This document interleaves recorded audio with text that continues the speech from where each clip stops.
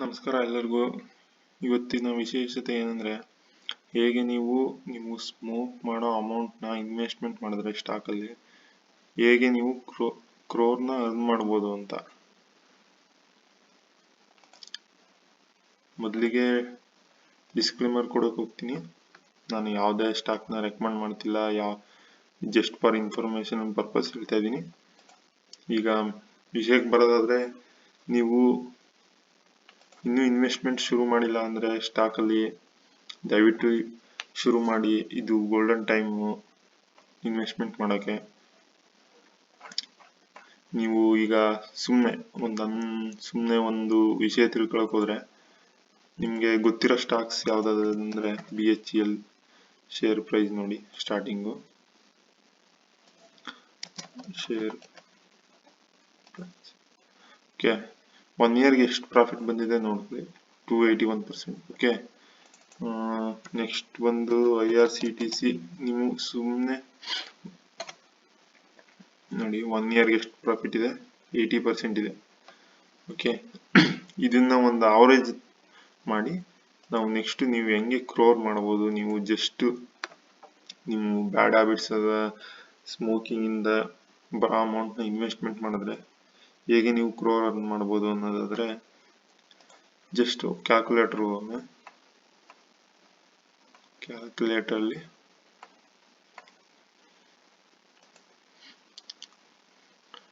Compounding interest calculator ಅಂತ select ಮಾಡ್ಕೊಳ್ಳಿ.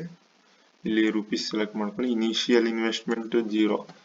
Okay, ನಿಮಗೆ ಈಗ IRCTCಲಿ 80% ಇದೆ ಪರ್ ಇಯರ್. ನೀವು ಜಸ್ಟ್ 20% ಪರ್ ಇಯರ್ ಅಂತ ಕ್ಯಾಲ್ಕುಲೇಟ್ ಮಾಡೋಣ.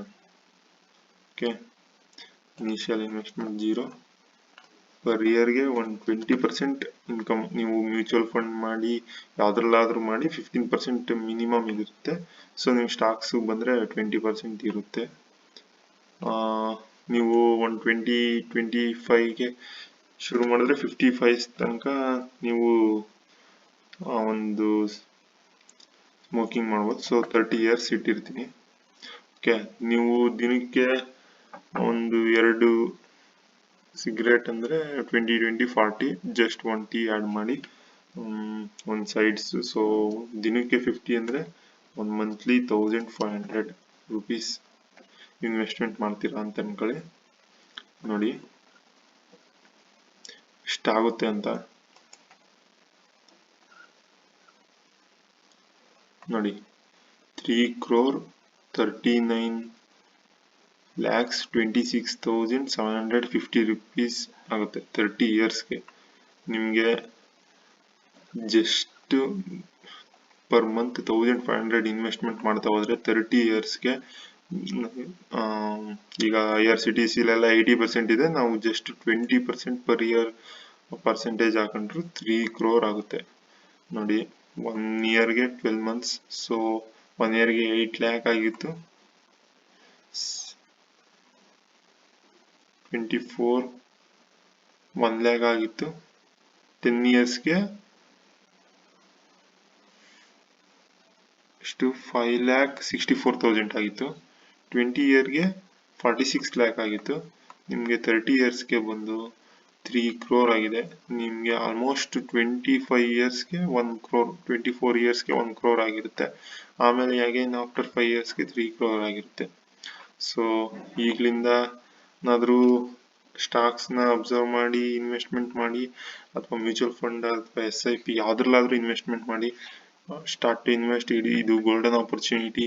ಬಿಫೋರ್ ಎಲೆಕ್ಷನ್ ಅಂತೂ ತುಂಬಾ ಚೆನ್ನಾಗಿದೆ ಟೈಮ್ ಇನ್ವೆಸ್ಟ್ಮೆಂಟ್ ಮಾಡೋಕ್ಕೆ. PSU ಸ್ಟಾಕ್ಸ್ಗೆ ನೀವು IRCTC, IRFC, BHEL, RVNL,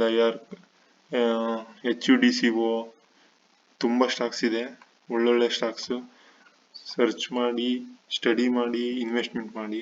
just 20% return ಬಂದ್ರೆ ಇಷ್ಟು ಅಂದ್ರೆ, ನೀವು ಮಲ್ಟಿಪಲ್ ಇಂಟ್ರೆಸ್ಟ್ ರೇಟ್ ಹಾಕಿದ್ರೆ 80% ಎಲ್ಲ ಹಾಕಿದ್ರೆ ಅಮೌಂಟ್ಸ್ನ ಕೌಂಟ್ ಮಾಡೋದು ಕಷ್ಟ, ಅಷ್ಟು ರಿಟರ್ನ್ಸ್ ಇರುತ್ತೆ. ಸೊ ಲಾಂಗ್ ಟರ್ಮ್ಗೆ ಇನ್ವೆಸ್ಟ್ಮೆಂಟ್ ಮಾಡಿ. Thank you.